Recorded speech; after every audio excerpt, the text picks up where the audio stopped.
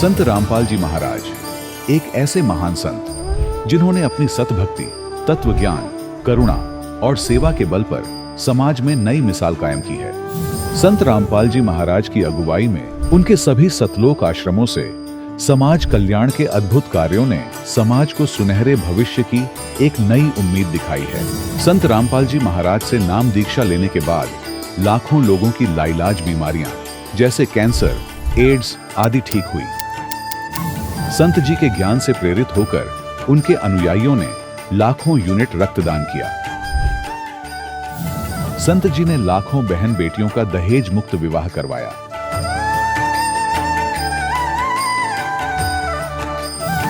संत जी ने लाखों लोगों का नशा छुड़वाया, करोड़ों उजड़े परिवार बसे। संत जी के आश्रमों में समागम के दौरान निःशुल्क नेत्र चिकित्सा, दंत चिकित्सा प्रदान की जाती है। संत रामपाल जी महाराज द्वारा समय समय पर पर्यावरण संरक्षण के उद्देश्य से बड़े स्तर पर वृक्षारोपण किया जाता है। संत जी ने जरूरतमंदों को तत्काल राहत पहुंचाने के लिए एम्बुलेंस सेवा शुरू की। संत जी अपने अनुयायियों को देहदान के लिए प्रेरित करते हैं, जिससे मानवता की सेवा और चिकित्सा क्षेत्र में सुधार हो सके। संत रामपाल जी महाराज के सभी आश्रमों में हर रोज निःशुल्क भंडारा आयोजित किया जाता है, जहां हर वर्ग, हर जाति और हर धर्म के लोग एक साथ बैठकर भोजन करते हैं।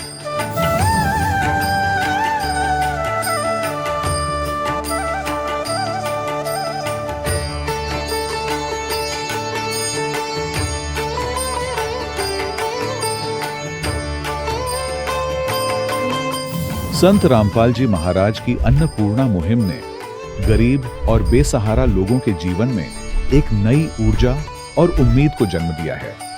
घर घर खाद्य सामग्री और जरूरी मदद पहुंचाकर संत रामपाल जी महाराज ने लोगों को दुख और मजबूरी से लड़ने की ताकत प्रदान की है।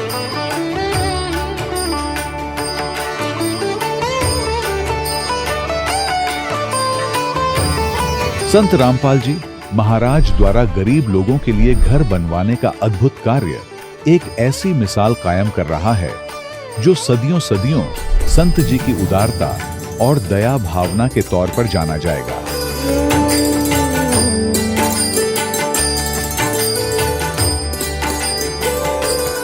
संत रामपाल जी महाराज के आश्रम में हजारों बुजुर्गों को सम्मान और प्यार के साथ जीवन जीने का अवसर मिलता है।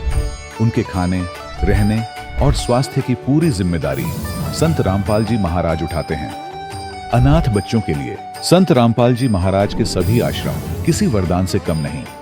यहाँ उन्हें शिक्षा, संस्कार और भविष्य के लिए बेहतर अवसर प्रदान किए जाते हैं।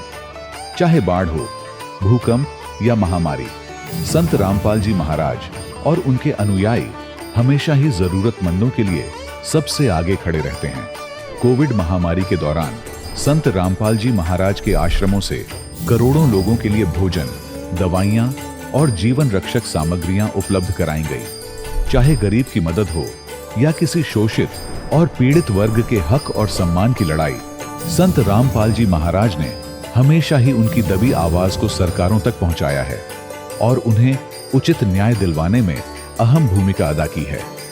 समाज में आध्यात्मिक और सामाजिक मूल्यों के प्रति जागरूकता लाने में संत रामपाल जी महाराज हर कदम पर मानवता के सच्चे सेवक साबित हुए हैं। संत रामपाल जी महाराज का जीवन हमें सिखाता है कि सच्ची सेवा वही है जो निस्वार्थ भाव से की जाए। आइए हम भी इस महान सेवा के कार्य में इस महान संत से जुड़ें और संत रामपाल जी महाराज से नाम दीक्षा लेकर अपने जीवन को धन्य बनाएं।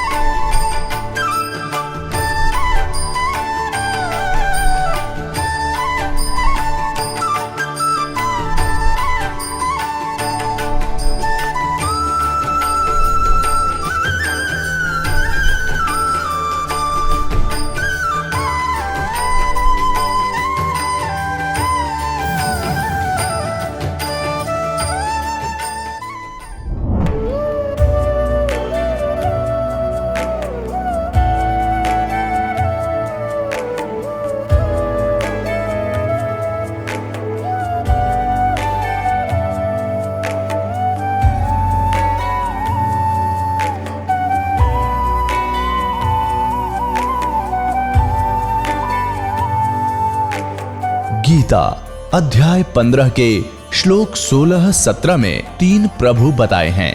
ये 3 प्रभु कौन हैं? किस प्रभु की शरण में जाने के पश्चात जन्म और मरण समाप्त हो सकता है? 3 प्रभुओं में सबसे उत्तम परमात्मा कौन है? कैसा है?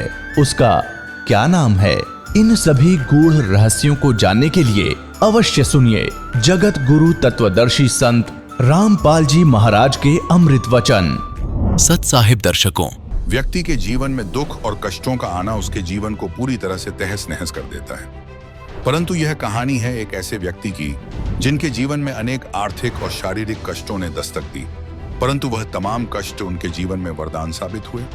आखिर किसी व्यक्ति के जीवन में कभी कभी दुख भी वरदान कैसे साबित हो जाते हैं, आज यही सब जानने के लिए सुनते हैं राकेश जी की सच्ची कहानी, उन्हीं की जुबानी।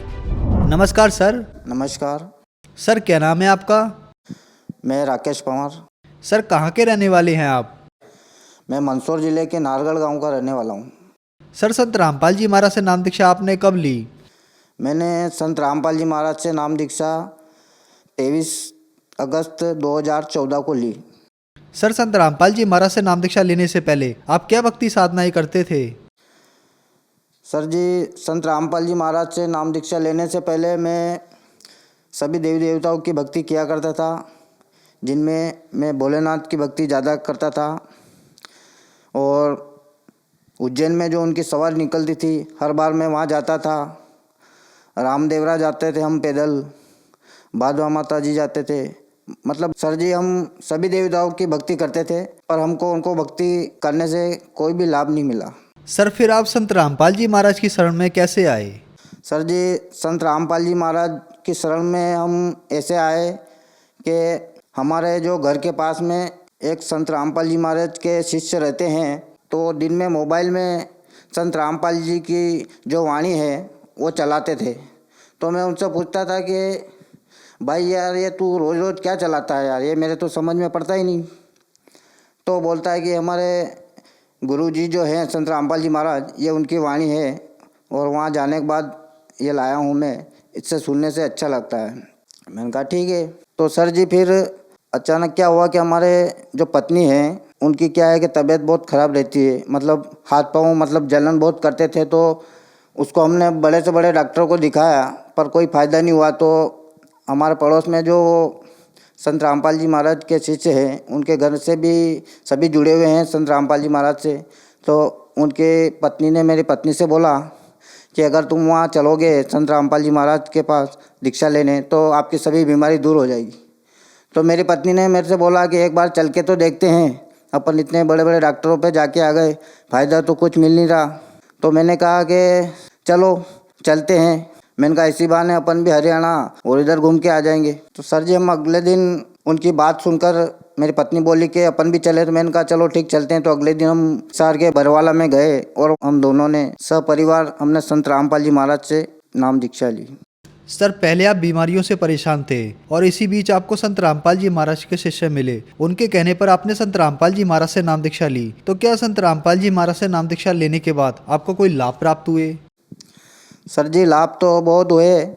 उसमें से पहला लाभ तो ये है कि जो मेरी पत्नी को बीमारी थी, पाँव में जलन, मतलब वो शाम होती वो बस वही बोलती कि मेरे पाँव में बहुत जलन होती, तो मैं लेकर उसको हॉस्पिटल जाता और वो डॉक्टर गोली देते था, उससे थोड़ा फ़र्क पड़ता और वापस वो बीमारी फिर चालू हो जाती। तो संत रामपाल जी महाराज की शरण में जाने से पहला लाभ तो मेरे को ये हुआ कि मेरी पत्नी स्वस्थ हुई। और दूसरा लाभ मेरे को ये हुआ सर जी कि मेरे पिताजी बीड़ी बहुत पीते थे। मैं उनको बहुत बोलता था कि आप भी संत रामपाल जी महाराज की शरण में आइए, तो आपके नशा वशा सब छूट जाएगा। तो वो बोलते कि हाँ ले लेंगे ऐसा बोलते थे। पर एक दिन क्या हुआ सर जी कि अचानक वो बाहर बैठे थे, तो उनको हृदय रोग हुआ और अटैक आ गया। तो उस दिन मैं भी घर पे ही था। तो बाहर वाले आए, बोले कि यार तेरे पापा बाहर पड़े हुए न लौट रहे यार। तो मैं गया, मैंने देखा कि ये क्या हुआ। तो फिर हम उनको हॉस्पिटल ले गए। तो हॉस्पिटल ले गए सर जी हम, तो डॉक्टर ने जैसे देखा तो उन्होंने बोला कि यार बेटा बहुत देर कर दी तेने लाने में, पर एक काम कर, तू इनको मंदसौर ले जा बड़े अस्पताल में। तो सर जी मैं उनको लेके घर आया और घर से मारुति वैन करके हम जैसे ही बैठ रहे थे और मंदसौर जाने के लिए निकले तो हमारे जो पड़ोसी आए वो बोले कि क्या हुआ, और उन्होंने मेरे पापा का हाथ वगैरह देखा तो बोले कि बेटा ये तो ख़त्म हो गए हैं ना, अब कुछ सार नहीं वहाँ जाने से। तो मैंने कहा कि नहीं, मुझे मेरे गुरुजी पे संत रामपाल जी महाराज पे पूरा विश्वास है और मैं इनको मंदसौर ले जाऊँगा। तो सर जी मैं इनको मंदसौर ले जा रहा था तो रास्ते में ही जाते हुए हमारी गाड़ी क्या है कि ख़राब हो गई। फिर वहाँ मैंने संत रामपाल जी महाराज को याद किया और मैंने कहा गुरुजी संत रामपाल जी महाराज मेरे कुछ भी मदद करो और गाड़ी की व्यवस्था करवाओ। तो उधर से क्या है कि हमारे थाना जो लगता है वहाँ के टीआई साहब की गाड़ी निकली, उन्होंने मेरे को पहचान लिया रात में और गाड़ी में बिठाया और हॉस्पिटल तक ले गए। और मंदसौर जाने के बाद डॉक्टर ने फिर जैसे देखा उन्होंने भी वापस हमको रेफ़र कर दिया कि बेटा इनको उदयपुर ले जाओ। तो वहाँ से फिर हम उदयपुर निकले तो मैंने रास्ते में संत रामपाल जी महाराज से प्रार्थना लगाई, आश्रम में फ़ोन लगा के गुरुजी मेरे पिताजी की अगर स्वस्थ हो गए तो मैं इनको भी नाम दीक्षा दिलवाऊंगा, तो आप इनको ठीक करें। तो सर जी हम जैसे ही जा रहे थे और आधे रास्ते में पहुँचे थे और उनको होश आ गया और उन्होंने उल्टी वगैरह करी और उन्होंने मेरे से बोला कि बेटा मेरे को एक सफ़ेद साफे वाले तुम्हारे जो गुरुजी है संत रामपाल जी महाराज वो आए और उन्होंने मेरे से बोला कि बेटा तेरे को कुछ नहीं होगा। इतनी बात बोली उन्होंने और मेरे से और बोले कि मेरे को भूख लग रही है। फिर मैंने उनको चाय बिस्किट वगैरह करवाया वहाँ पर। उसके बाद जैसे ही हम उदयपुर गए तो वहाँ पर डॉक्टर ने उनको चेक किया वगैरह और सुबह बोले कि इनको तो अटैक आया था, पूरे शरीर की एमआरआई जांच करवानी थी। तो उन्होंने बोला कि इनकी जांच करवाना पड़ेगा, आपको पैसे जमा करवाना पड़ेगा। मैंने कहा ठीक है। तो मैंने पैसे जमा करवा दिए और उन्होंने जैसे ही जांच करी तो डॉक्टर ने मेरे को बुलाया और बोला कि बेटा देखो ये यहाँ जो फेफड़े के पास ये जो नली रहती है उसमें बीड़ी पीते थे, इसकी वजह से उनको क्या है कि कचरा फंस गया है तो इसकी वजह से अटैक आ रहा है न। अगर ये इसका ऑपरेशन अगर आपने जल्दी नहीं करवाया तो ये कभी भी फिर वापस अटैक आ जाएगा तो फिर मर सकते हैं, इसलिए आपको ऑपरेशन करवाना ज़रूरी है। तो मैंने कहा कि सर जी कितना खर्चा आएगा? तो उन्होंने बोला कि सर बेटा 70,000 का खर्चा आएगा। फिर मैंने बोला कि अगर 70,000 में हम करवा लेंगे ऑपरेशन तो क्या ये पूरी तरह से स्वस्थ हो जाएंगे? तो डॉक्टर साहब बोले कि बेटा ठीक तो नहीं होंगे, मतलब कह नहीं सकते, अगर इस ऑपरेशन से ठीक नहीं हुए तो बड़ा ऑपरेशन फिर करवाना पड़ेगा। तो मैंने बोला कि उसका कितना खर्चा आएगा? कि उसका 1-1.25 लाख के लगभग। मैंने कहा ठीक है डॉक्टर साहब मैं व्यवस्था करके फिर बताता हूँ। तो मेरे जो साथ में मेरे जिया जी थे वो बोले कि राकेश तुम पैसे की चिंता मत करना, पैसे नहीं हो तो मैं दे दूँगा पर तुम ऑपरेशन करवा लो। तो मैंने उनसे कहा कि जिया जी मुझे मेरे गुरुजी संत रामपाल जी महाराज पर पूरा विश्वास है और वो उनको ठीक करेंगे, इसलिए मैं कुछ भी नहीं करवाऊँगा और अब इनको जाके डायरेक्ट संत रामपाल जी महाराज से नाम दीक्षा दिलवाऊँगा। उसके बाद हम वहाँ से आए और जैसे ही घर आए और सबसे पहले मेरे पापा ने खुद ने बोल दिया कि बेटा मेरे को उनके आश्रम में ले चल और उनसे नाम दीक्षा दिलवा। तो हमारे पास में ही नीमच नामदान सेंटर है सर जी, तो हम वहाँ गए और संत रामपाल जी महाराज से उनको नाम दीक्षा दिलवाई। और तीसरा लाभ एक और ये है भगत जी कि मेरा जो बालक है वो बाज़ार में दुकान पर सामान लेने गया था, तो जैसे ही रोड क्रॉस कर रहा था तो उधर से मोटरसाइकिल आई, तो उस पर 3 सवारी थी। तो जैसे ही मोटरसाइकिल आई और वो क्रॉस कर रहा था तो वो गाड़ी उससे टकरा गई और वो गाड़ी के नीचे पूरा दब गया और वो तीनों सवारी उस गाड़ी के ऊपर और वो नीचे। अब उधर से जो दुकान वाले थे वो सब दौड़ के आ रहे यार ये बा साहब गिर गए। उनको मालूम नहीं कि इधर बच्चा भी गिरा। तो बा साहब सोच रहे कि यार ये तो बच्चा मर जाएगा, पहले मेरे को छोड़ो ना उस बच्चे को निकालो यार। तो वो सब दुकान वाले ने सब मतलब जैसे गाड़ी उठाई तो मेरा बालक उठा और उसने हाथ पाँव साफ करके न एकदम वो तो चुपचाप चलने लग गया, न घर आ गया। तो मैं शाम को घर आया तो दुकान वाले ने सब बोल रहे मेरे से क्या राकेश जी आपका बालक तो आज वहाँ ऐसा हो गया था न, बहुत खतरनाक एक्सीडेंट था न, क्या मालूम कैसे है तो बच गया। फिर मैंने उनको समझाया कि बच नहीं गया, ये हमारे संत रामपाल जी महाराज की कृपा है जो आज उनकी वजह से सुरक्षित है। मैंने पूछा कि बेटा ऐसा क्या हुआ था? तो बोला पापा मैं सामान लेने जा रहा था और उधर से मेरे को ध्यान नहीं रहा और गाड़ी आ गई और मेरे ऊपर गिर गई, पर मुझे तो पता ही नहीं चला। पर अपने संत रामपाल जी महाराज जैसे आए और उन्होंने गाड़ी पकड़ ली और मेरे को एकदम इधर हटा लिया और मेरे एक खरोच तक नहीं आए। फिर मैंने बोला जय हो बंदी छोड़ सदगुरु रामपाल जी महाराज की जय हो। और भगत जी एक और लाभ मेरे को ये हुआ कि मेरे जो बड़े पापा है तो वो हमारे पास ही रहते हैं, उनके कोई है ही नहीं, उनके पत्नी वगैरह कोई, तो उनकी देख रेख हम ही कर रहे हैं। तो सर जी वो रात को बाथरूम करने के लिए जैसे ही निकले तो अंधेरे में वो क्या है गिर गए। तो जैसे ही गिरे तो उनका एक तरफ का शरीर ये पूरा एक तरफ से पूरा लकवा मार गया और उनका हाथ पांव काम करना ही छोड़ दिया। और तो आवाज़ आई उधर से, तो फिर मेरे पापा और हम दौड़ के गए तो बोल रहे कि मेरे तो हाथ पांव काम ही नहीं कर रहे। फिर हमने उनको उठा के पलंग पे सुलाया और उनके 2 लड़कियां हैं उनको फ़ोन लगाया हमने। मैंने कहा ऐसा ऐसा हो गए, तो दोनों आई तो बोले कि हमको भी टाइम नहीं है। तो हमने कहा कि अगर आपको टाइम नहीं है ना हम इनको ले जाएं तो हम संत रामपाल जी महाराज की शरण में ले जाएं हमारे गुरुजी के पास, तो वहाँ जाने के बाद ये सही हो जाएंगे। तो बोले कि आपके समझ में आए वो करो। तो सर जी हम इनको संत रामपाल जी महाराज की शरण में ले गए और वहाँ नाम दीक्षा दिलवाया और 2-4 दिन में ही उनके हाथ पांव सही हो गए और धीरे धीरे हाथ भी ऐसा हो रहा था, ये भी काम नहीं कर रहा था, ये भी काम करने लग गया। और सर जी वो सुनते भी नहीं है, मतलब उनको कान से कम सुनाई देता है, फिर भी वो धीरे धीरे परमात्मा का नाम संत रामपाल जी महाराज का नाम लिया करते हैं। और आज वो आराम से घर से मतलब बाज़ार जाके आ जाते हैं और लोग मोहल्ले वाले खुद देखते हैं कि यार ये बात साहब तो मरने जैसे थे और आज ये जवान जैसे घूम रहे फिर रहे हैं। ये सब संत रामपाल जी महाराज की कृपा है जो आज वो सब सुरक्षित है और आज हमारा पूरा परिवार सुखी है। सर क्या आप नशा भी करते थे? हाँ सर जी, नशा तो मैं इतना करता था कि मतलब ये जो मिराज तंबाकू आती है वो मतलब 24 घंटे मेरे जेब में ही पड़ी रहती थी और मैं मतलब सोता था तो भी उसको निकाल के ना मुंह में लेके ही सोता था।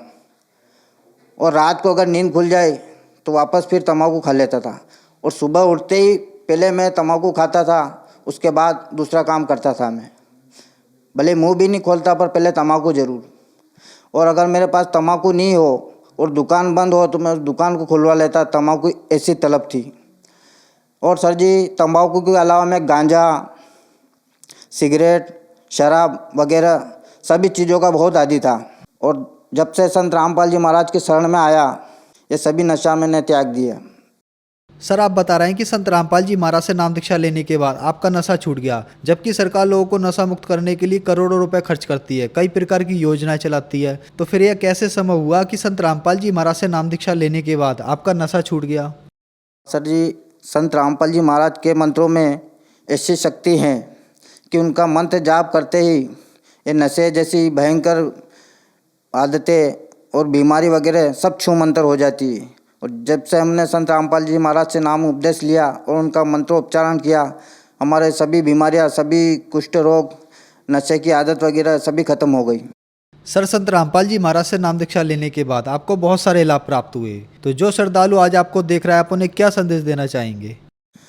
मैं सभी भगत भाइयों को हाथ जोड़ के यही निवेदन करना चाहता हूँ और मेरे मित्र लोग जो मेरे साथ गलत आदतों में पहले शामिल थे उनको भी मैं हाथ जोड़कर विनती करना चाहता हूँ कि मनुष्य जीवन बहुत ही अनमोल है, इसको यूँ व्यर्थ नशे में और इस माया के चक्कर में न गंवाएं और सद्गुरु संत रामपाल जी महाराज से सद्भक्ति प्राप्त करके उनसे नाम दीक्षा लेकर अपना मनुष्य जीवन सुधारे। सर संत रामपाल जी महाराज से नाम दीक्षा कैसे ले सकते हैं? सर जी संत रामपाल जी महाराज से नाम दीक्षा लेने के लिए रोजाना चैनल पर शाम को संत रामपाल जी महाराज के सत्संग आते हैं, उसके नीचे एक पट्टी आती है, उस पर मोबाइल नंबर आते हैं। आप उस मोबाइल नंबर पर संपर्क करके आपको संत रामपाल जी महाराज द्वारा नाम दीक्षा दिलाई जाएगी। धन्यवाद सर। धन्यवाद। दर्शकों, अभी आपने सुने संत रामपाल जी महाराज से दीक्षा प्राप्त करके सुखी हुए भक्त के अनुभव। अब देखिए जगत गुरु तत्वदर्शी संत रामपाल जी महाराज के मंगल प्रवचन। अब जो दास आज कंसेप्ट क्लियर करना चाहता था वो तो ईव स्टार्ट करूंगा। इससे पहले तो यह भूमिका बनी है उस कंसेप्ट तक पहुंचने की। अब देखिएगा श्रीमद् भगवत गीता अध्याय नंबर आपको दिखाते हैं 7 का श्लोक नंबर 18 और 19।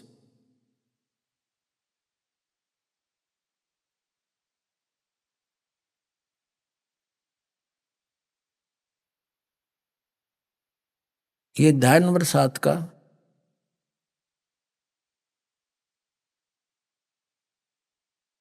अध्याय नंबर 7 का हम श्लोक नंबर 18 लेंगे बस।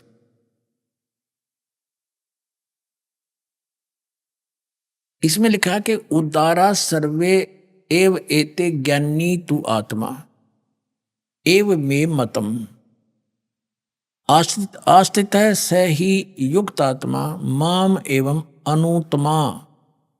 अनुत्तमाम गतिम। ये अनुत्तम शब्द है, इन्होंने अनुत्तमा का अर्थ कर दिया अति उत्तम। कर्म ठोकों ने, देख अज्ञानियों ने।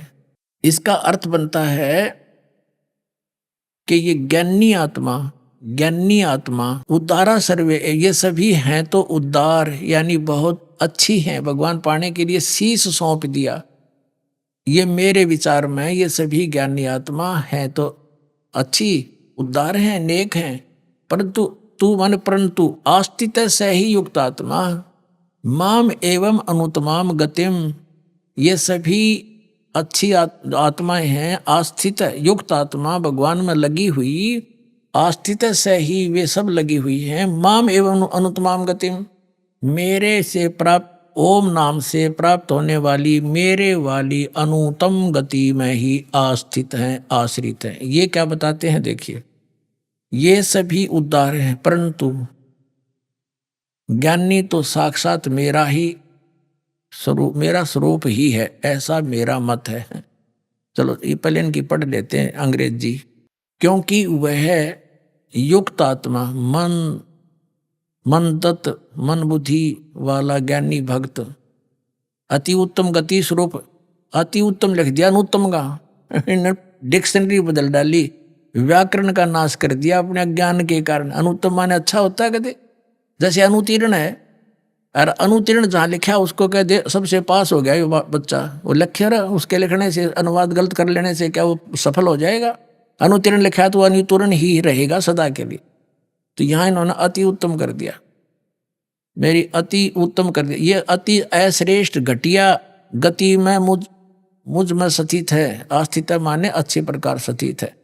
इसका अर्थ फिर पढ़ लीजिए कि उद्धारा सर्वे एव एते ज्ञानी तु आत्मा, ये ज्ञानी आत्मा है तो उद्धार सब की सब, ये मेरे विचार से बिल्कुल अच्छी आत्माएं हैं। आस्थित से ही युक्त आत्मा, युक्त आत्मा ने भगवान में भक्ति में लगी हुई ये आत्माएं माम एवं अनुत्तमाम गति, मेरे वाली अनुत्तम गति में ही सभी आस्थित हैं, उसमें जकड़ी पड़ी है, उसमें आश्रित होगी। ये अगर ये मानने, ये क्या अर्थ करते हैं ये अज्ञानी हमारे धर्मगुरु, ये क्या बताते हैं कि जिससे उत्तम कोई और गति ना हो।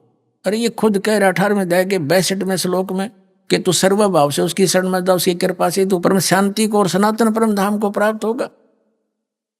तो ये अगर ये सबसे उत्तम माने तो वो तो अपने से अन्य किसी और भगवान की साधना करने को कह रहा। 15वें अध्याय के 1 से लेकर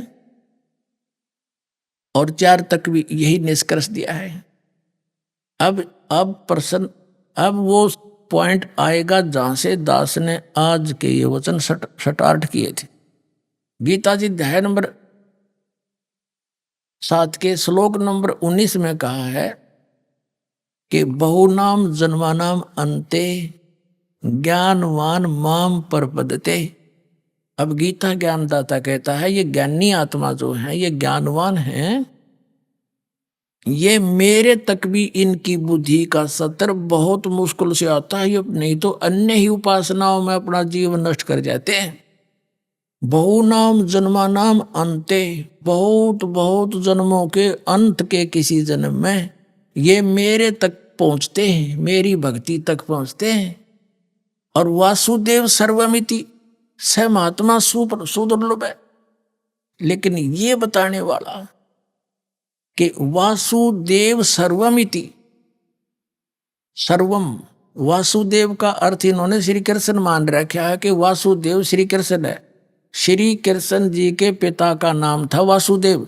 श्री कृष्ण वासुदेव क्यों करोगे, अपने बाप का नाम दरवा के। विचार करो, इनकी अकल देखो। वासुदेव वेदों में लिखा है कि वो वासुदेव का अर्थ है वो चक्रवर्ती परमात्मा जिसका सबके ऊपर शासन है। वासुदेव यानी सब पर प्रभुता रखने वाला, सर्वव्यापक। जैसे एक चक्रवर्ती राजा पूरी पृथ्वी पर व्यापक होता है, वासुदेव होता है पृथ्वी का। तो यहां ये कहना चाहा है कि जो महात्मा ये बतावे कि वासुदेव माने सर्वशक्तिमान, सुप्रीम पावर, सबका उत्पत्ति करने वाला, कुल का मालिक, वही सब कुछ है, वही पूजा के योग्य है, वही पाप नाशक है, वही सबका उत्पादन करने वाला है और उसी की भक्ति करनी चाहिए, वो तत्वदर्शी संत बताएगा। तो वो जो है महात्मा सुदुर्लभ है, वो तो बड़ी मुश्किल से मिलेगा अर्जुन। अब देखना, अब आओ अध्याय नंबर 7 का श्रीमद् भगवद गीता, अध्याय नंबर 18 हमने पढ़ लिया। अब 19 में कहा है कि बहुनाम जन्मानाम अंते ज्ञानवान, ये ज्ञानी जो हैं, ये ज्ञानी तो आत्मा, ये ज्ञानी आत्मा है तो उद्धार अच्छी है। तो कहते हैं ये मेरे वाली घटिया अवस्था साधना में रह गए। इनके विषय में कहा कि बहुनाम जन्मानाम अंते ज्ञानवान माम प्रपद्यते, बहुत बहुत जन्मों के अंत के जन्म में ये ज्ञानी मेरी पूजा करते हैं, मुझे भजते हैं। वासुदेव है सर्वम इति स महात्मा सुदुर्लभ है, ये बताने वाला कि वो वासुदेव ही सब कुछ है, वही पूजा के योग्य है, वही मोक्षदायक है, वो पाप नाशक है, वो सर्व का उत्पत्ति करने वाला है, वो है सर्वशक्तिमान, उसकी पूजा करने से लाभ होगा। तो ये बताने वाला स महात्मा सुदुर्लभ है। पुण्यात्माओं, ये सदग्रंथ अनमोल रत्न है। अरे ने पहली कक्षा के बालक भी को नहीं है, आचार्य शंकराचार्य मंडलेश्वर महर्षि को आगे न कख भी नहीं पता था। 5500 वर्ष हो गए इस पवित्र शास्त्रों ने लिपिबद्ध हुए, अरे हमें कख नहीं बता सके इसका आज तक। इस दास पर कृपा करी दाता ने, इस योग्य बना कि परमात्मा के अनमोल ज्ञान को समझकर उसके बच्चों तक यथार्थ ज्ञान समझा दूं, इनका कल्याण हो जाएगा। पुण्यात्माओं, अब पहले इनका देखते हैं अनुवाद क्या, कैसा डंगा किया इन्होंने। 7वें अध्याय का 18वां श्लोक। बहुत जन्मों के अंत के जन्म में ज्ञानवान तत्व ज्ञान को प्राप्त हुए, सब कुछ वासुदेव ही है, सब कुछ वासुदेव ही है। इस प्रकार मुझ को भजते हैं, वह महात्मा अत्यंत दुर्लभ है। कर दिया न उल्टा डंगा। इन्होंने बताया कि तीनों गुणों की भक्ति करते हैं, जो उनको संज्ञा दे रखी है, समय आने पर बताऊंगा जब अच्छा लगे उसको। तो कहा ये व्यर्थ है। तीनों गुण कौन? रजगुण ब्रह्मा, सदगुण विष्णु, तम गुण शिव जी की। 7वें अध्याय के 12 से लेकर 15 में स्पष्ट किया है कि जो तीनों गुणों की भक्ति करते हैं वह यूजलेस है। अपनी साधना बताता है, मेरी भक्ति भी 4 प्रकार के करते हैं। और उसमें भी बताया ये ज्ञानी मुझे अच्छे लगते हैं क्योंकि ये मुझे तो बचते हैं कम से कम, अन्य तो और अड़ंगे में पड़े रहे हैं, अन्य साधना करते। तो उनके विषय में बता दिए ये भी अनुत्तम है। अब यहाँ बताता है कि ये ज्ञानवान, बहुनाम जन्मानाम अंते ज्ञानवान माम प्रपद्यते, ये ज्ञानी आत्मा बहुत जन्मों के अंत में एक आधा मेरी भक्ति करता, ना नीचे वाली साधना में अपना जीवन नष्ट करते हैं। लेकिन वासुदेव सर्वमिति स महात्मा सुदुर्लभ है। इसमें ये 2 दास ने अनुवाद किया, ये फाइनल है कि ये बताने वाला कि वो सर्वशक्तिमान वासुदेव श्री कृष्ण नहीं थे। ये तो आपका क्या मेरा नाश होता, मेरी जन्म मृत्यु होती है। श्री कृष्ण तो बीच में रोल रहा नहीं, तो ये काल बोल रहा है, ये भी वासुदेव नहीं है। ये केवल अब ये प्रसंग तो चल रहा है कि वासुदेव कौन है। जैसे श्री ब्रह्मा जी रजगुण, श्री विष्णु जी सतगुण, श्री शिव जी तमगुण, ये केवल एक ब्रह्मांड में एक विभाग के मंत्री हैं और एक ब्रह्मांड में 3 लोकों के ऊपर, पृथ्वी लोक, एक कॉमन स्वर्ग है स्वर्गलोक, और नीचे एक पाताल लोक।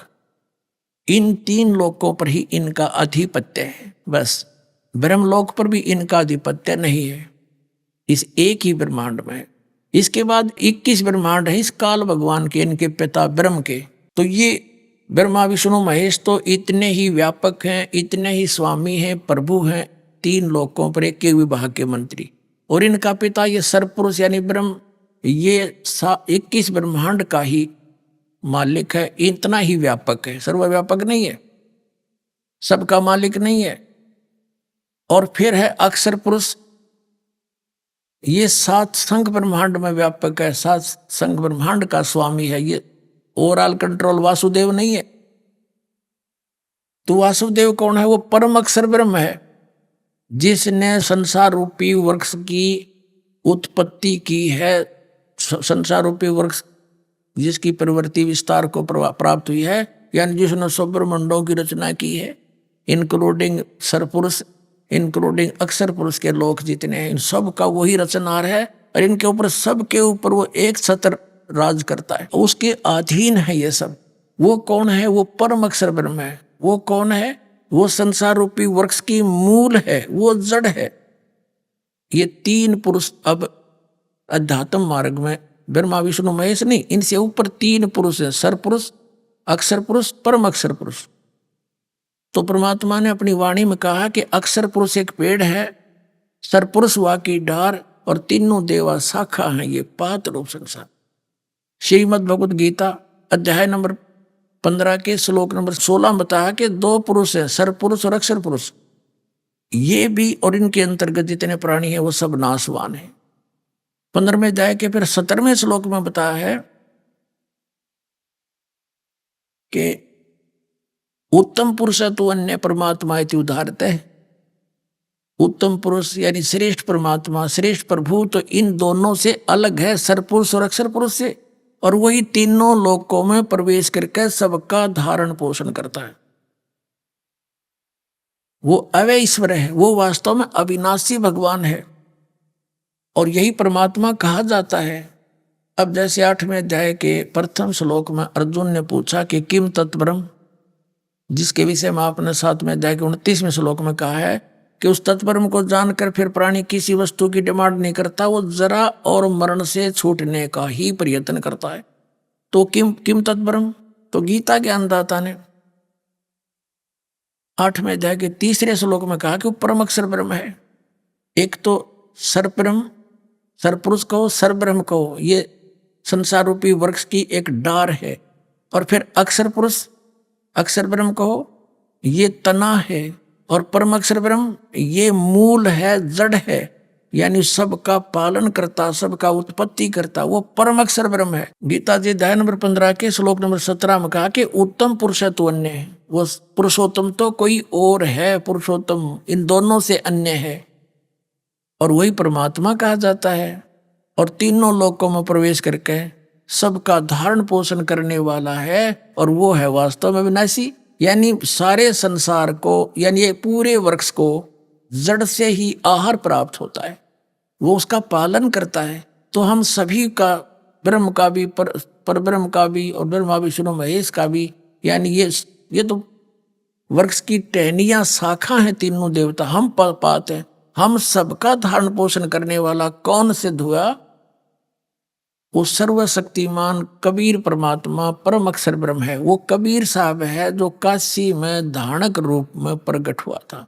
जिस पुण्यात्मा के जन्म जन्मांतर के शुभ संस्कार बहुत ही घने होते हैं, वे प्राणी ही सतगुरु को प्राप्त होते हैं, उनको सत्संग प्राप्त होता है, क्योंकि सतगुरु के बिना सत्संग मिल नहीं सकता। और ये भोले श्रद्धालु जहां भी जाते हैं, जिस भी संत के वचन सुनते हैं, उन सभी को वो सतगुरु समझकर उनसे चिपक जाते हैं।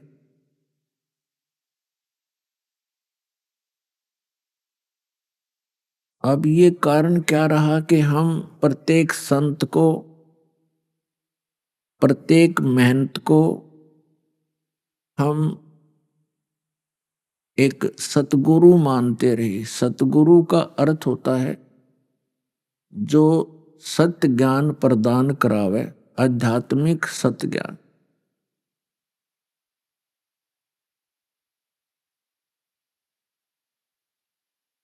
अब हम जिसके पास जाते थे उसके पास हमसे अधिक ज्ञान होता था, और वो होता था अज्ञान, तो उस अज्ञान को हम ज्ञान समझकर उस अज्ञानी प्राणी को सतगुरु मानकर अपना जीवन नष्ट कर जाते थे। परमेश्वर कबीर जी ने आप जी के ऊपर एक विशेष कृपा की है कि परमात्मा ने आपको शिक्षित किया, आपको अक्षर ज्ञान करवाया। पुण्यात्माओं, ये शिक्षा ये जहाज बनाने के लिए नहीं दी, ये कंप्यूटर और परमाणु बम बनाने के लिए परमात्मा ने यह शिक्षा नहीं दी आपको। इसकी इनकी तमें आवश्यकताएं नहीं थी। हमने इन कंप्यूटरों की या इन एयरप्लेनों की किस लिए आवश्यकता पड़ी? हमने माया अधिक संग्रह करने की रुचि बन गई। केवल माया ही इकट्ठा करना उद्देश्य हो गया, इसलिए हमने इन सारे यंत्रों की आवश्यकता महसूस हुई, और हमने इस मनुष्य जीवन से जो कार्य करना चाहिए था, जिसकी अति आवश्यकता है, उसका हमें विशेष ज्ञान नहीं हुआ। तो आपके ऊपर यह मेहर करी परमात्मा ने, आपको अक्षर ज्ञान दिया, और ये कंप्यूटर आदि जो बनवाए, इंटरनेट बनवाए, ये टीवी चैनलों का जो सिस्टम प्रदान किया मानव को, ये गॉड गिवन है। ये मानव स्तर की सोच नहीं है, ये भूल जाना। अपने आत्माओं, एक वैद्य होता है और वो वैद्य स्वयं नहीं जानता तू कहाँ से उत्पन्न हुआ, तेरी क्या स्थिति है, तो क्या वो इन जड़ी बूटियों की पहचान कर सकता है, उनके गुण धर्मों को जान सकता है? ये भी परमात्मा आपके लिए, अपने बच्चों के लिए रहम करता है, और उस पुण्य आत्मा को अंदर से प्रेरणा करता है, ये ऐसी जड़ी है, इसको ऐसे ऐसे मिला दे, ये इस रोग के लिए काम करेगी। तो ये शुरुआत से परमात्मा ने ये उस जड़ियां दी आपको। अब ये डॉक्टर खोज करते, ये पहले कहाँ गए थे डॉक्टर?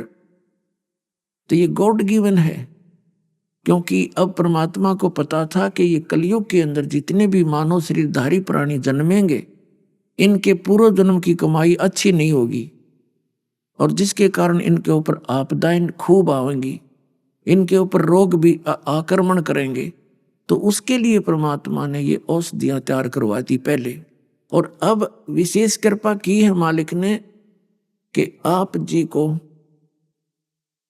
ये अक्षर ज्ञान करा दिया, और ये तत्व ज्ञान आपको समझ में आवेगा। हम परमात्मा प्राप्ति करेंगे। इसी प्रकार ये जो प्रोजेक्टर सिस्टम बनवाया, टेलीविजन सिस्टम परमात्मा ने तैयार करवाया, इस सब का उद्देश्य मालिक का यही था कि मेरे बच्चे उन सदग्रंथों के गुण रहस्य को आंखों देख लेंगे। पहले तो ये 10 प्रोजेक्टर या सीडी पर दिखाएगा, क्योंकि हम बहुत दिनों से भ्रम भटक रहे हैं, बहुत दिनों से हम दूध के जले हुए हैं, तो हम छाछ को भी, लस्सी को भी फूंक मारकर पीने की कोशिश करेंगे, तो वो बहुत अच्छी बात होगी। तो 10 जो प्रोजेक्टर पर दिखाता है, सीडी के माध्यम से आपके पास ये भक्त भेज रहे हैं, उधर से पुस्तकें बनाई जा रही हैं, उनमें सब सदग्रंथों के पृष्ठ, अध्याय, मंत्र, नंबर लिखकर आपको भेजे जा रहे हैं। तो फिर क्या करते हैं बुद्धिमान समाज?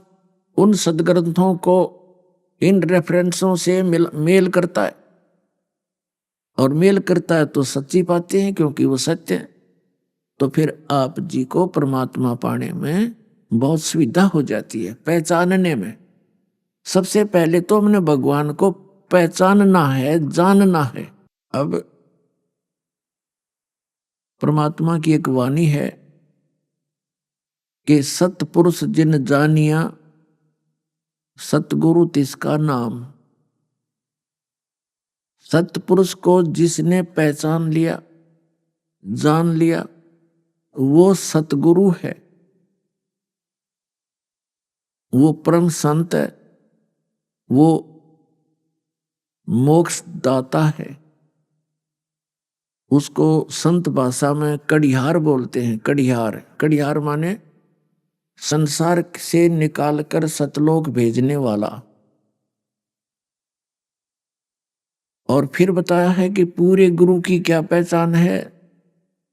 2 अक्षर का भेद बतावे, सोए गुरु पूरा कहावे। फिर और अन्य लक्षण क्या बताए हैं सतगुरु के? कि सतगुरु के लक्षण कहूं, मधुरे बैन विनोद, और 4 वेद 6 शास्त्र वो कहे 18 बोध। यानी सतगुरु विश्व के सभी धर्म ग्रंथों के विषय में उसके जानकार होता है। अब जैसे 600 वर्ष पहले स्वयं परमात्मा सत्य पुरुष पूर्ण ब्रह्म, वो परम अक्षर ब्रह्म, कबीर देव जी जुलाहा रूप में 120 वर्ष इस पवित्र धरातल पर रहे। सहशरीर आए थे, सहशरीर चले गए। वो परमात्मा है और वो हमारे माता पिता हैं। तुमेव माता च पिता, तुमेव बंधु च सखा, तुमेव विद्या च द्रोण, तुमेव सर्व मम देव देव। वो सब देवों का देव, सब भगवानों का भगवान, और सर्वस्व सब कुछ हमारा वही है। माता पिता बंधु सखा, वो हमारा असली साथी है। तो वो 120 वर्ष यहां रहे, एक जुलाहे की भूमिका की, जिस कारण से उनको जुलाहा कबीर कहा जाने लगा। एक अपने तत्व ज्ञान को लोकोक्तियों के माध्यम से, कविताओं के माध्यम से, यानी पद्य भाग में बोलने के कारण वो एक प्रसिद्ध कवियों में से भी एक कवि कहलाए। तो वो सतगुरु थे और परमात्मा भी हैं। उस समय वो सतगुरु जगत गुरु का अभिनय कर रहे थे, रोल कर रहे थे, और वो स्वयं परमात्मा भी हैं। पवित्र वेदों में, 4 वेदों में ये स्पष्ट किया है कि परमात्मा ऊपर सतलोक में, रत धाम में सहशरीर मनुष्य दृश्य है, वहां विराजमान है, और एक राजा के समान सिंहासन पर बैठा है। ऊपर मुकुट है, ऊपर छतर है, बहुत बड़े एक गुम्मज के अंदर, स्तूप के अंदर परमात्मा विराजमान है। वहां पर उस यानी वहां पर सतपुरुष की शोभा शरीर की कैसी है? वो नर आकार है, मनुष्य दृश्य है। उनके एक रोमकूप में करोड़ सूर्य मिला दे, करोड़ चंद्रमा। इससे भी अधिक प्रकाश है, वो मनुष्य दृश्य है। और वो परमात्मा जब यहां आते हैं इस काल के लोक में, अपनी प्यारी आत्माओं को उस स्थान का ज्ञान कराने के लिए, जिसको ये अपनी नासमझी के कारण छोड़कर आ चुके हैं। वो ज्ञान कराने के लिए कि तुम यहाँ के वासी नहीं हो, आप यहाँ काल के लोक में फंसे हुए हो। वो परमात्मा संदेश देने आते हैं कि चल हंसा सतलोक हमारे, छोड़ो ये संसारा हो। इस संसार का काल है राजा, जिन माया जाल पसारा हो। चल हंसा सतलोक हमारे, और छोड़ो ये संसारा हो। अब जैसे कई भक्त जिन्होंने अध्यात्म ज्ञान बिल्कुल नहीं, वो क्या कहते हैं, यदि सभी भक्ति करने लग गए तो इस पृथ्वी पर कौन रहेगा, सभी सतलोक चले गए तो। पुण्यात्माओं, इस ब्रह्मांड के अंदर ना जाने कितने पृथ्वी जैसे ये पत्थर घूम रहे हैं। मंगल ग्रह है, बुध ग्रह है, ये ऊपर चांद है, चंद्रमा, तो ये खाली पड़े हैं। एक यूं टुकड़ा खाली पड़ा रहेगा, पता इसका हमने ठेका ले रखा है, पड़ा रहेगा यहाँ पर। हम सतलोक में चलेंगे जहाँ सदा सुखी रहेंगे, ना कभी मृत्यु है, ना कोई बुढ़ापा है, ना कोई रोग है, और ऐसा ही शरीर है वहां पर। मनुष्य सदृश सृष्टि, एज इट इज सृष्टि है। बाग बगीचे खूब हैं, पहाड़ हैं, बहुत सुंदर झरने हैं वहां पर, लेकिन वहां पर ये पशु पक्षी नहीं है।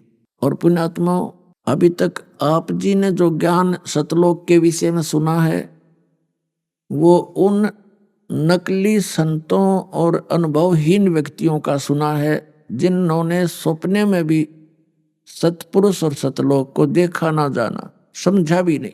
वो क्या बताते हैं कि सतलोक एक प्रकाश ही प्रकाश है, वो चेतन प्रकाश है, और आत्मा मोक्ष प्राप्त प्राणी उस अमर लोक में ऐसे लीन हो जाती है जैसे बूंद समुद्र में। ये खाक मोक्ष हुआ। वहां क्या करेंगे, फिर समुद्र में डूबने जाना है, किसकी रुचि बनेगी वहां जाने की। ये केवल उनकी अपनी अज्ञान सोच है। वहां पर ऐसी ही सृष्टि है। आप पहले वहीं रहते थे, आपके वो मकान, आपके वो महल, वो बाग बगीचे अभी भी खाली पड़े हैं, क्योंकि वहां सदाबहार है, सदाबहार वृक्ष हैं, किसी चीज का अभाव नहीं, कोई काम नहीं, कोई राग द्वेष नहीं। राग द्वेष वहां होता है जहां आपस का बंटवारा हो या किसी चीज का अभाव हो, जहां छोटा और बड़ा हो। वह सब एक जैसे हंस हैं, एक जैसे सबकी स्थिति है, एक जैसा आहार है, एक जैसे विचार हैं। तो वहां शरीर भी इस 5 तत्वों से बना हुआ नहीं है, वो केवल नूर तत्व से बना हुआ है। उसके अंदर ये बीपी हाई लो नहीं होता, क्योंकि उसमें ब्लड नहीं है। उसके अंदर अमृत का संचार है। तो पुण्यात्माओं, स्वयं परमात्मा ने, सतपुरुष ने, कबीर जी ने आकर के अपना ज्ञान दिया, और कबीर सागर के अंदर वो लिपिबद्ध किया आदरणीय धर्मदास साहिब जी ने। क्योंकि आदरणीय धर्मदास साहिब जी को परमात्मा अपने विधान अनुसार मिले थे। अभी आपने सुने संत रामपाल जी महाराज के मंगल प्रवचन। आइए अब सुनते हैं संत रामपाल जी महाराज से नाम दीक्षा लेकर सतभक्ति करके अद्भुत लाभ प्राप्त करने वाले अनुयायी के विचार। नमस्कार दर्शकों, प्रत्येक जीवात्मा को तलाश होती है एक ऐसे सहारे की जो उसे संपूर्ण सुख प्रदान कर सके। जब व्यक्ति को अपने जीवन में देवी देवताओं की भक्ति करने के बावजूद भी वह सुख नहीं मिलता, तो आत्मा ऐसी शक्ति की खोज में जुट जाती है जो उसे शांति प्रदान कर सके। ऐसी ही कहानी है छगन लाल जी की, जो मुंबई के रहने वाले हैं। जिन्होंने जीवन में सुख और शांति प्राप्त करने के लिए देवी देवताओं से लेकर संत महात्माओं के दरबारों में खूब माथा टेका, लेकिन कोई राहत नहीं मिली। छगनलाल जी के जीवन में कब और कैसे खुशियों ने दस्तक दी, उसी की एक झलक आज आपके सामने प्रस्तुत करते हैं। सुनिए छगनलाल जी की कहानी उन्हीं की जुबानी। सर नमस्कार। नमस्कार सर। क्या नाम है आपका? सगनलाल माली। सर कहाँ से आए हैं आप? मैं हूँ तो राजस्थान से, लेकिन 20 साल से बम्बई में बिजनेस के लिए यहीं रह रहा हूँ पूरा परिवार के साथ। सर आप मुंबई से बिलोंग करते हैं, क्या क्या साधनाएं की आपने संत रामपाल जी महाराज जी से नाम दीक्षा लेने से पहले? मैं सभी देवी देवताओं की पूजा करता था। पहले हमारे जो दादा पोता करने आते हैं वही पूजा हम भी कर रहे थे। क्या आपने कोई गुरु भी बनाया था? हाँ, मैं 2007 में मथुरा वाले जय गुरुदेव जी को बनाया था। 6 साल तक उनकी भक्ति किया, लेकिन मेरे को कोई लाभ नहीं हुआ। किस प्रकार का लाभ चाहते थे आप? सबसे पहले मेरा घर वाली थी, उसको प्रेत आत्मा का बाधा था। 15 प्रेत आत्मा की बाधा थी। वो कहीं भी मैं देवी देवताओं के इधर चक्कर काट काट के मेरे को 14-15 साल हो गया शादी करने के बाद, तो अभी कोई कहीं से भी वो बाहर नहीं निकल पाई। उसके बाद मेरे को किसी ने बताया कि जय गुरुदेव से नाम दीक्षा ले, वहाँ प्रेत आत्मा खत्म हो जाएगी।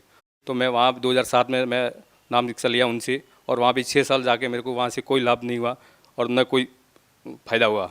आप लगातार बहुत सारी साधनाएं करते आ रहे थे। आप अपने पत्नी की भूत प्रेत की बाधा से पीड़ित थे, काफ़ी जगह आपने दिखाया, फिर आपको संत रामपाल जी महाराज जी के बारे में कैसे पता चला?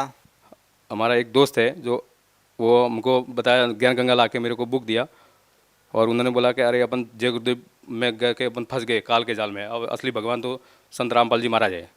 और वो ज्ञान गंगा दिया मेरे को, बोलता ये पढ़। फिर मैंने वो पढ़ा और इसमें सृष्टि रचना, मैंने सबसे पहले सृष्टि रचना पढ़ा, तो मेरा कंप्यूटर भी घूम गया कि अरे बाबा अपन कहाँ फंस गए हुए। और अपन इतनी देवी देवता की पूजा कर रहे थे लेकिन कोई लाभ ही नहीं हो रहा था, और वो तो भगवान ही नहीं है, वो तो पत्थर की मूर्ति है, और उसी में हम लोग अटके हुए थे। तब मैं दूसरे ही महीने आश्रम का हिसार का टिकट लाया, और दूसरे महीने में 10 फरवरी 2017 को आश्रम में पहुँच के नाम दीक्षा ले ली। सर आपको संत रामपाल जी महाराज जी के बारे में ज्ञान गंगा पुस्तक के माध्यम से पता चला, जहाँ से आपको ज्ञान के अंदर बहुत ही बड़ा अंतर नजर आया। जो पूजा यहाँ पहले से परंपरागत रूप से करते आ रहे थे और जो संत रामपाल जी महाराज जी ने आपको दी है, आपको इन पूजा में क्या अंतर लगा? बहुत कुछ भगत जी अंतर है। क्या क्या अंतर था? वो जो पहले वो साधना करना पूजा करनी पड़ती थी, और हमारे संत रामपाल जी महाराज साधना बताते कि इन्हीं देवी देवताओं की पूजा नहीं करनी है, साधना करनी है। और साधना के लिए हमको मंत्र देते हैं, वो मंत्र का जाप करना है तो आपकी साधना हो जाएगी।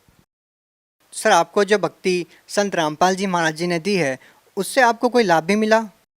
हाँ, बहुत कुछ लाभ हुआ। सबसे पहले तो हमारी आर्थिक स्थिति बहुत कमज़ोर थी, वो धीरे धीरे सुधरने लगी। 1 महीने में ठीक होगी, फिर दूसरे महीने में और ज़्यादा सुधर गई। बिजनेस थोड़ा कम चल रहा था, धीरे धीरे बिजनेस भी बढ़ने लगा। आर्थिक स्थिति एकदम कमज़ोर हो गई थी जय गुरुदेव से नाम दीक्षा लेने के बाद, बहुत स्थिति डाउन हो गई। और घरवाली को 15 प्रेत आत्मा था, उसी से मैं बहुत कष्ट उठा रहा था और पूरा घर ख़त्म हो चुका था। तो सबसे पहले मेरा घरवाली का जो 15 प्रेत आत्मा थी वो पूरा ख़त्म हो गया। उससे सबसे बड़ा तो मेरे को वही छुटकारा मिला। उसके बाद 2017 में मेरे को सर में दर्द हो रहा था, तो मैंने डॉक्टर से दिखाया, तो डॉक्टर बोला कि तुम्हारे MRI करवा लो। तो मैंने MRI करवाया, तो उसके अंदर ट्यूमर बताया। तो मैं और टेंशन में आ गया, क्योंकि मेरे पास पैसा भी नहीं था, मानसिक स्थिति बहुत कमज़ोर हो चुकी थी, पैसा नहीं था। डॉक्टर से पूछा कि भाई कितना पैसा लगेगा, तो उन्होंने 3 लाख रुपया 4 लाख रुपया बताया कम से कम। फिर हम घर पे आए, हिसार किया, तो उन्होंने बोला अरे ब्रेन का ऑपरेशन तो बहुत सक्सेस नहीं होता है, ऐसा है वैसा है। तो हम लोग डर गए। 17 को एकदम सर दर्द करने लगा और मैं डायरेक्ट बेहोश हो गया। वहाँ से हमारा भाई और मेरा घरवाली मेरे को हॉस्पिटल लेके गए। भिवंडी में 3 हॉस्पिटल डिवाइड किया। उसके बाद रात में 2 बजे थाना हॉस्पिटल कीर्ति केयर हॉस्पिटल में लेके गया। वहाँ डॉक्टर ने MRI किया, तो उन्होंने बोला कि अंदर ब्रेन बहुत बड़ा है और बढ़ गया है, तो उसको ऑपरेशन करना पड़ेगा किसी भी हालत में। तो मेरे पास पैसा भी नहीं था, खाली 20,000 रुपया था, और उसमें 10,000 तो MRI का ले लिया, और उसके बाद 10,000 बचा था। तो बोला अभी का अभी ऑपरेशन करना पड़ेगा, नहीं तो अगर ट्यूमर फट गया तो आदमी चला जाएगा। तो फिर अब मैंने सोचा अभी क्या करूं, पैसा तो है नहीं। फिर डॉक्टर मना करने के बाद भी मैं फिर परमात्मा को प्रार्थना लिखा के घर पे आ गया। हाँ, संत रामपाल जी महाराज को प्रार्थना लिखा के घर पे आ गया। उसके बाद दूसरे दिन मैं बोला डॉक्टर को, बोला वापस जाऊँगा। वहाँ ऑपरेशन करने के लिए 4 दिन रोका, 2 लाख रुपये मेरा ऐसे ही किया, और डॉक्टर मुकर गया। बोलता है आदमी बचेगा नहीं, पैसा मत डालो, आप उसको लेके जाओ घर पे। तो घर वाली मेरे को बोली कि डॉक्टर ऐसा ऐसा बोल रहा है। तो मैं जैसे ही बेड से नीचे उतर के गुरुजी को प्रणाम करके प्रणाम किया और प्रार्थना किया कि गुरुजी क्या होएगा, अब बच्चे भी छोटे छोटे और अभी ऐसा ऐसा डॉक्टर बोल रहा है। तो तुरंत मेरे को बाद में 10 मिनट के बाद डॉक्टर वापस घरवाली को बुलाया। बोलता है देखो पैसा तो लगेगा लेकिन आदमी नहीं बचेगा। अगर तुम्हारे पास पैसे की समर्थ है, डाल सकते हो तो तुम डालो, मैं बाहर से 2 डॉक्टर लाऊंगा, उसका 2 लाख रुपये आपको अलग से देना पड़ेगा चार्ज। तो परमात्मा ने पहले ही बोल दिया था कि संत रामपाल जी महाराज ने बोला था कि भाई जैसा डॉक्टर बोलेगा वैसा ही कर देना। तो हम उसके पीछे हटे नहीं और फिर सवदा सवदा 9/2017 को 4 बजे मेरे को ऑपरेशन चालू हो गया। रात में 12:30 बजे तक ऑपरेशन चला, 8.5 घंटा। और कबीर साहब मेरे हाथ पकड़ के ऑपरेशन थिएटर में लेके गए और बोले बच्चू चल मेरा तेरा ऑपरेशन करवा लेता हूँ। कबीर साहब? हाँ, कबीर साहब जी एकदम राइट हाथ पकड़ के लेके गए ऑपरेशन थिएटर में और बोला चल मैं तेरा ऑपरेशन कराता हूँ। तो सामने मेरे को ऑपरेशन थिएटर की मशीन पे सुलाया तो इधर कबीर साहब खड़े थे, इधर 3 डॉक्टर खड़े थे, इधर एक लेडीज डॉक्टर खड़ी थी। और जब जैसे ही मेरे को नाम पूछा और मैंने बताया और इंजेक्शन लगाया तो मैं बेहोश हो गया। उसके बाद रात में 12 बजे तक मेरा ऑपरेशन चला। मेरा तीसरे माले पे ऑपरेशन चल रहा था और ग्राउंड फ्लोर में मेरी घर भगमती बैठी थी अकेली, कोई साथ में नहीं था हमारा। तो वो बैठे बैठे आंसू निकाल रही थी। तो आंसू निकालते निकालते संत रामपाल जी आए, सफ़ेद कुर्ता पैजामा पहन के, बेटा रो मत के। साक्षात रूप से आए और आए, बेटा रो मत, 10 मिनट का काम बचा है, हो जाएगा, मैं अंदर ही हूँ, ऐसा बोल के अदृश्य हो गए। ये 2017 की बात है? हाँ, ये 2017 की बात है। फिर वो आए, जैसे ही गायब अदृश्य हो गया और ऊपर से आवाज़ आया कि भाई सगनलाल जी के पेशेंट कौन है, आ जाओ, ऑपरेशन हो गया है। और डॉक्टर ने कंपाउंडर और नर्स को बोल के किया था इसका या तो उसको लकवा मारेगा या उसको कोमे में जाएगा या फिर ये रहेगा ही नहीं। 3 बात मुख्य पॉइंट बताया था। तो मेरी घरवाली एकदम घबरा गई थी कि क्या करूँ। और मेरे को आधे घंटे के अंदर होश आ गया। और डॉक्टर घर पे जाके रात में 2 बजे घर पे गया हुआ वापस, उसको कंपाउंडर ने बुलाया कि सगनलाल जी का तो होश आ गया सर। तो डॉक्टर भाग के आया कि भाई ऐसा कैसा हो सकता है, ऐसा हो ही नहीं सकता है। तो फिर आके डॉक्टर ने मेरे को सब आके वगैरह सब चेक किया, हाथ को या मेरे को इशारा किया, ये कितना, ये नाम वगैरह पूछा तो एकदम करेक्ट हो। डॉक्टर बोला इसका तो करेक्ट होश है, ऐसा कैसा हो गया। तो डॉक्टर खुद बोले कि इसके पीछे कोई ताकत है, कोई न कोई परमात्मा की शक्ति है इसके पीछे। इसके लिए जो ऐसा पेशेंट मैंने 40 साल मेरा हॉस्पिटल होते के बाद ऐसा पेशेंट मैंने पहली बार देखा है कि 8.5 घंटा ऑपरेशन चलता है और आधे घंटे में होश आता है। उसके बाद मेरे को वहाँ 17-18 दिन रखा। उसके बाद जो ट्यूमर निकला वो ट्यूमर मेरे को टाटा में रेफर किया। वो टाटा से रिपोर्ट आया 10 दिन के अंदर, तो उसमें 3rd ग्रेड कैंसर बताया। तो वहाँ से मैं फिर 15 दिन टाटा में इलाज करने के गया। वहाँ उन्होंने बोला कि कीमोथेरेपी करना पड़ेगा, वो करना पड़ेगा। तो मैं डर गया। फिर घर पे आके परमात्मा रात में सपने में आए, संत रामपाल जी महाराज सपने में आए और उन्होंने बोला कि बच्चू हॉस्पिटल से बाहर निकल जा, नहीं तो उधर तेरे को मार डालेगा। तो फिर दूसरे दिन मैंने संत रामपाल जी से प्रार्थना लिखाया कि क्या करूँ परमात्मा। तो बोला बच्चू कुछ मत कर, परमात्मा दया करेंगे तेरे ऊपर। और उसके बाद मैंने कोई ट्रीटमेंट नहीं लिया और आज दिन तक ट्रीटमेंट ले ही नहीं रहा हूँ। ये मेरे पास मौजूद रिपोर्ट है। ये कौन से हॉस्पिटल की रिपोर्ट है? ये मेरा ऑपरेशन जो कीर्ति केयर हॉस्पिटल है जहाँ ऑपरेशन हुआ है, वो सबसे पहले ये MRI किया था उसका। ये देखो ट्यूमर की साइज़ है, ये देखो क्या साइज है ये 6.8 × 5.3 × 6.3 सेंटीमीटर। ये आपके ट्यूमर का साइज़ है? हाँ, ये ट्यूमर का साइज़ था, फुल साइज़। उसके बाद आप टाटा में गए, उसकी रिपोर्ट है आपके पास? हाँ, ये उसके बाद ये टाटा में रिपोर्ट गए तो टाटा में वही रिपोर्ट का ये देखो 3rd ग्रेड कैंसर दे दिया है। 3rd ग्रेड कैंसर, ये देखो पूरा। फिर जब आपने संत रामपाल जी महाराज जी से प्रार्थना की तो फिर उन्होंने कौन से हॉस्पिटल में जाने को कहा और कौन सी दवाइयाँ दी आपको? नहीं, कोई बच्चू के खाली देसी दवाई ले बच्चू, इतना बोला प्रार्थना में कि बच्चू जो तेरे दिल में आता है वो देसी दवा ले ले, परमात्मा तेरे ऊपर दया करेगा। ऑपरेशन ब्रांड यहाँ से लेफ्ट से राइट पूरा काट दिया था। अभी भी देखो मेरे सर में खोपड़ी भी नहीं है, ये देखो पूरा पोकल है, पूरा लेफ्ट से राइट पूरा काट दिया था। और 1 महीने के अंदर परमात्मा संत रामपाल जी महाराज की शरणों में हो गए। एक महीने के अंदर मैं वापस बिजनेस चालू कर दिया, दुकान चालू कर दी मेरी। और क्या क्या लाभ हुए आपको संत रामपाल जी महाराज जी से? सबसे बड़े तो ये जो मेरे को एक तो मनुष्य जन्म वापस मिल गया, नहीं तो मेरा। आपने अपनी कैंसर की बीमारी के बारे में बताया, जिसका इलाज आपने बहुत सारे हॉस्पिटल में करवाया, लाखों रुपए आपने खर्च किए। ये बिल्कुल असाधारण सी बात है। लोगों का विश्वास करना बिल्कुल ही मुश्किल हो जाता है कि संत रामपाल जी महाराज जी से नाम दीक्षा लेने के बाद लोगों की कैंसर जैसी भयानक बीमारी ठीक हो जाती है। इसके बारे में आप लोगों को क्या कहना चाहेंगे? संत रामपाल जी महाराज जी के बारे में आप लोगों को क्या बताना चाहेंगे? संत रामपाल जी महाराज तो परमात्मा है, पूर्ण भगवान है। वो तो धरती पे आए हुए भगवान है, वो पूर्ण भगवान है। अगर भगवान जो भी कर सकते हैं तो कैंसर का बाप भी ठीक कर सकता है। सर, संत रामपाल जी महाराज जी हिंदुस्तान में एक इकलौते ऐसे संत हैं जो बोलते हैं कि परमात्मा आपके बड़े से बड़ा रोग, आपका बड़े से बड़ा कष्ट और आपके पापों को नाश कर देगा। लेकिन और संत ऐसा नहीं बोलते। तो सर, संतों के अंदर ये विरोधाभास क्यों है? क्योंकि संत रामपाल जी महाराज शास्त्रों के अनुकूल भक्ति बताते हैं। शास्त्रों के अनुकूल भक्ति, गीता, वेद, पुराण सब खोल के एक पॉइंट खोल के दिखा रहे। इसके लिए उनकी जो भक्ति है वो एकदम सही भक्ति है। सर, आप भगत समाज को क्या संदेश देना चाहेंगे? मेरे तरफ से तो मैं संदेश नहीं, मेरे संत रामपाल जी महाराज की तरफ से मैं संदेश देना चाहता हूँ कि परमात्मा धरती पे आ चुके हैं, उनकी शरणों में आके अपना कल्याण कराओ और मोक्ष प्राप्त करो। जी धन्यवाद। सच्चा।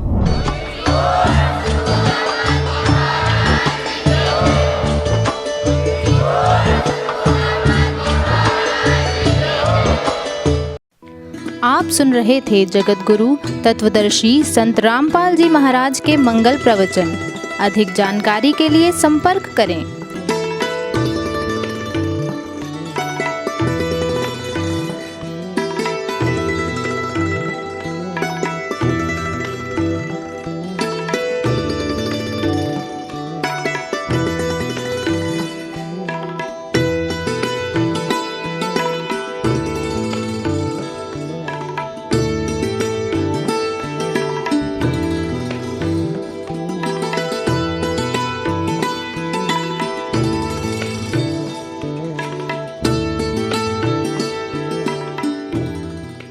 जगत गुरु तत्वदर्शी संत रामपाल जी महाराज जी के पावन सानिध्य में भक्ति की अलख जगाने तथा श्रद्धालुओं को सत्य भक्ति मार्ग का रास्ता दिखाने हेतु कनाडा के लोकप्रिय channel the TV NRI channel पर जगत गुरु तत्वदर्शी संत रामपाल जी महाराज जी के मंगल प्रवचनों का प्रसारण प्रतिदिन सुबह 7:30 बजे से 8:30 बजे तक तथा रात्रि 7:30 बजे से 8:30 बजे तक किया जा रहा है। इस सत्य भक्ति मार्ग को अपनाने के लिए अधिक से अधिक सत्संग प्रसारण देखें। इस सत्संग प्रवचन का सीधा प्रसारण संत रामपाल जी महाराज लाइव सत्संग YouTube चैनल और जगत गुरु संत रामपाल जी महाराज फेसबुक पेज पर भी देख सकते हैं।